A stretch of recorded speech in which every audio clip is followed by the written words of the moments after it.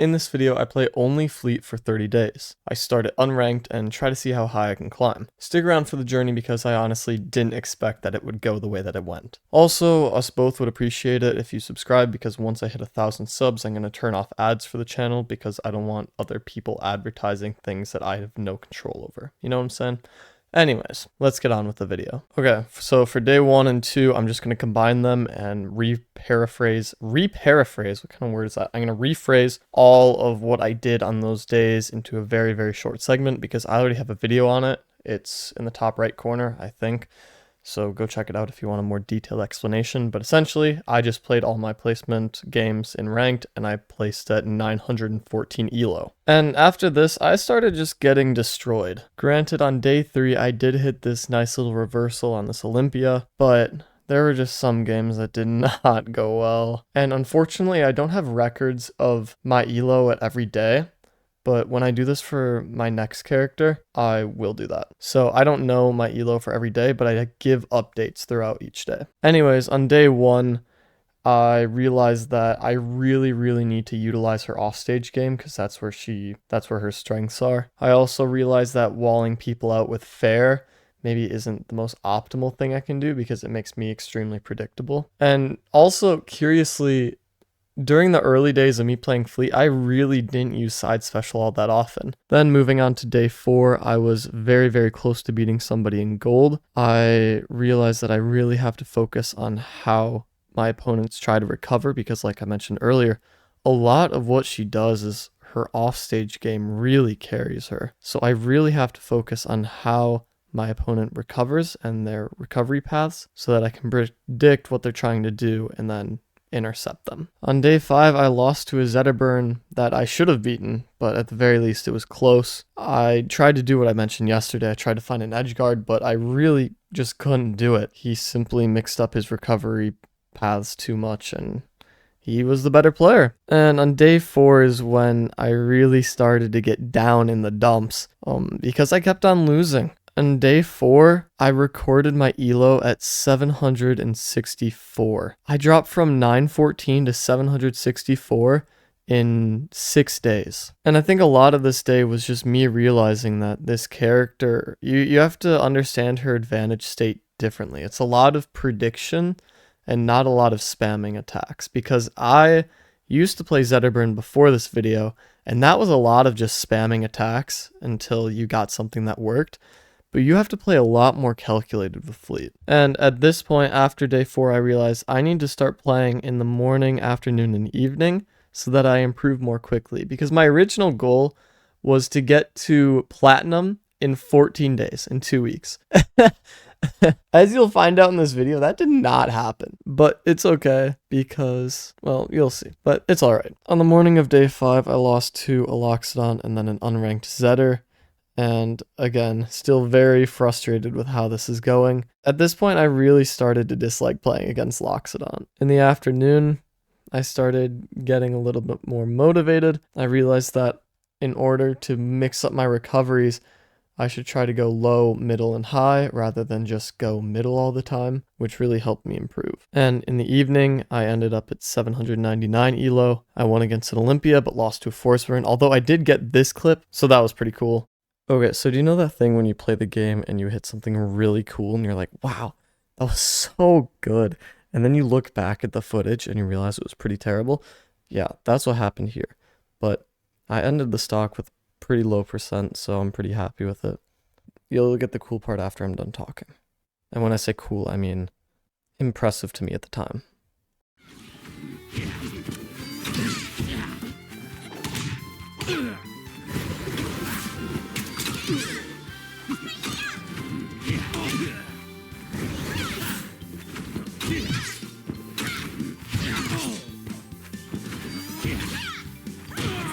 But again, I did a lot of reflecting on how my approach options are the same basically every time. So I need to learn how to approach differently. On the morning of day 6, I went up to 813 after beating an Absa, and it was a very patient game. It was very stressful for me, but it was really good.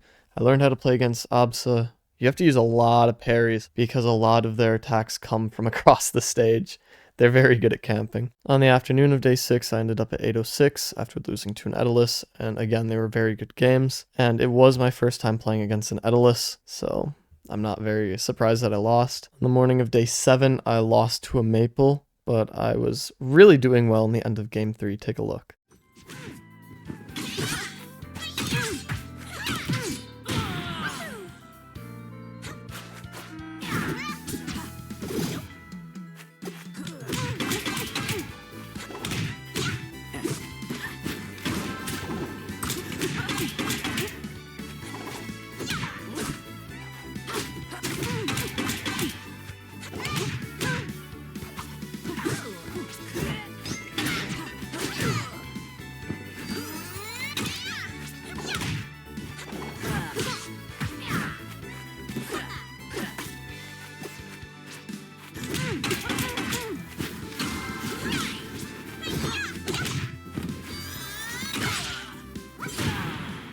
I realized that I need to keep people at the ledge, and not only should I ledge guard them, but I should also ledge trap them. In the afternoon of day 7, I played against somebody who was ranked 1450, and they helped me out a lot. And I felt like I understood this character a lot better, especially in neutral. I used F-tilde a lot more. And I also had a nice little clip against the Zetterburn, which isn't his main, by the way, but still, it was kind of cool. Take a look.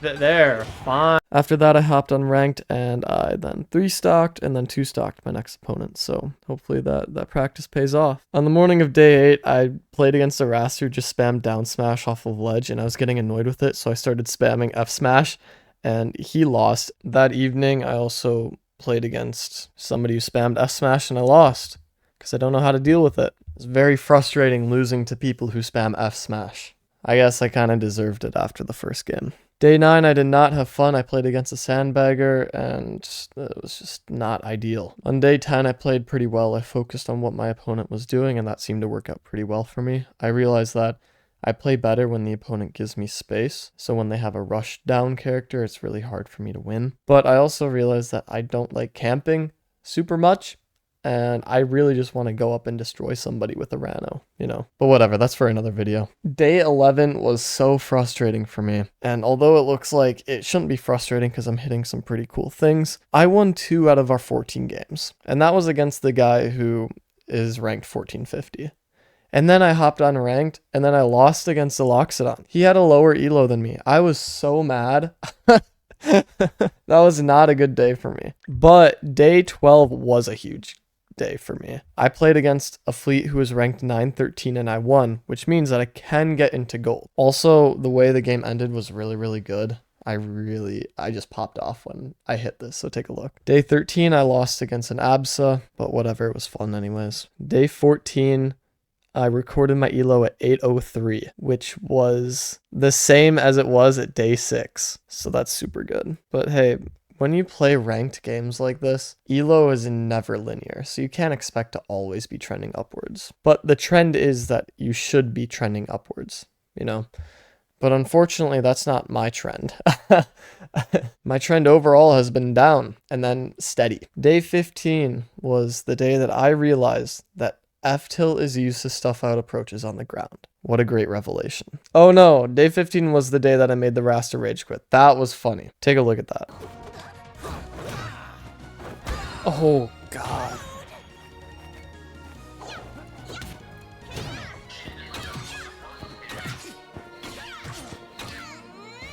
Much. It's super sick.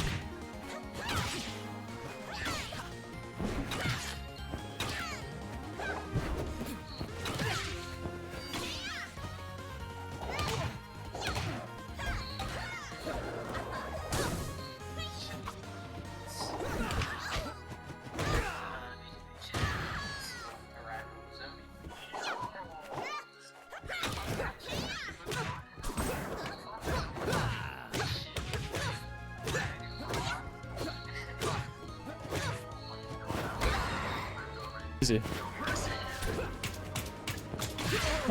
Oh! And according to my notes, I won a super intense last set holy balls, I thought I was losing that one for sure, is what I wrote down. So take a look at this set, because apparently it was pretty good.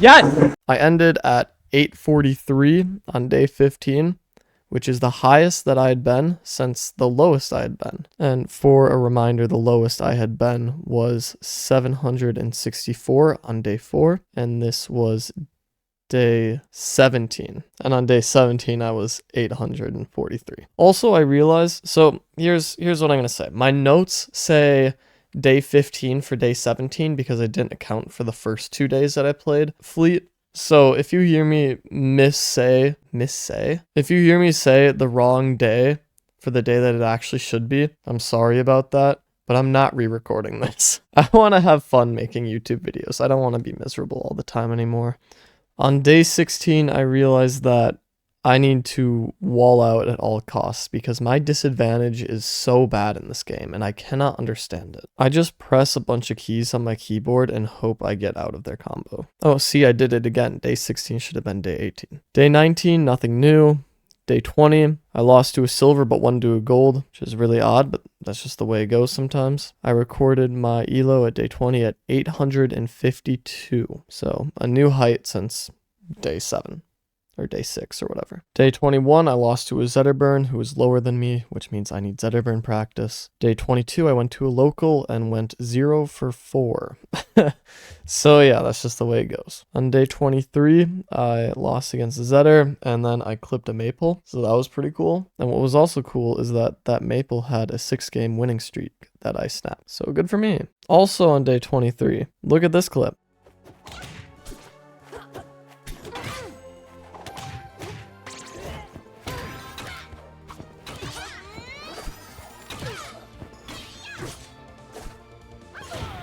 Yeah. And then look what happened. I ended the day at 894. 1 win away from gold and possibly 2 wins away from getting a new best. Also, look at this clip that I hit on day 23.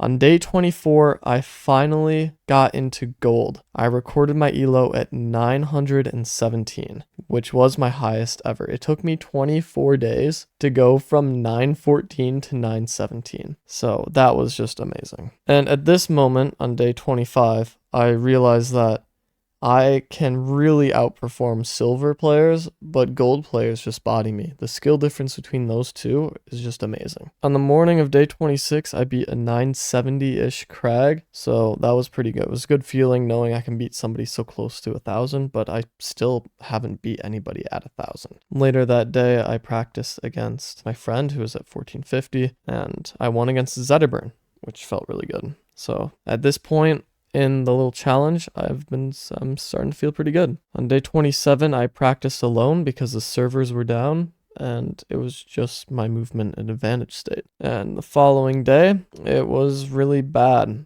I did not have fun that day. On day 29, I simply just got outplayed. People were better than me. And at this point, I said, I am not getting to platinum. I'm instead just going to 1,000 elo. I don't like playing this character. She's so campy. And on day 30, I was just not having a great time. My notes say, I am progressively getting worse the more I play. Isn't this incredible? Oh, also, I got the coolest clip of the entire 30 days on this day. Just watch this.